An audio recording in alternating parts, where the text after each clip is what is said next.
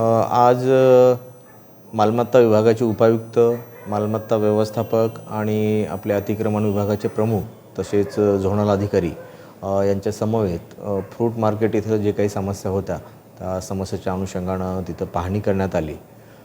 त्या ठिकाणी स्वच्छतेचा एक मोठा प्रश्न होता, तर तिथे एक स्पेशल टीम आपण ठेवत आहोत आणि फ्रूट मार्केटमध्ये आपण वेस्ट टू एनर्जी हा जनरेशनचा एक प्लांट तिथं तयार केलेला आहे। फ्रूट मार्केटमध्ये जी काही उरलेली फळं,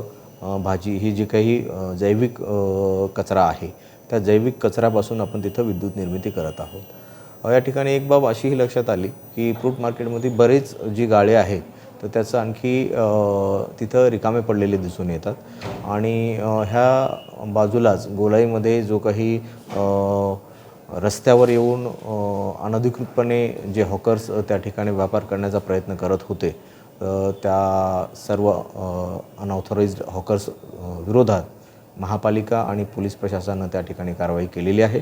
आणि नागरिकांमधून या बाबीविषयी अतिशय समाधानही व्यक्त होत आहे।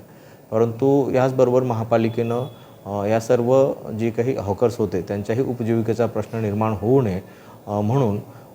आपल्या गोलाईच्या नजीकच असलेल्या फ्रूट मार्केटच्या रस्त्यावर आपल्याला हॉकर्स झोन जाहीर करण्याचा एक निर्णय या ठिकाणी घेतला आहे आणि त्या अनुषंगाने सुद्धा संबंधित उपायुक्त मालमत्ता यांना आपण सूचना केलेल्या आहेत की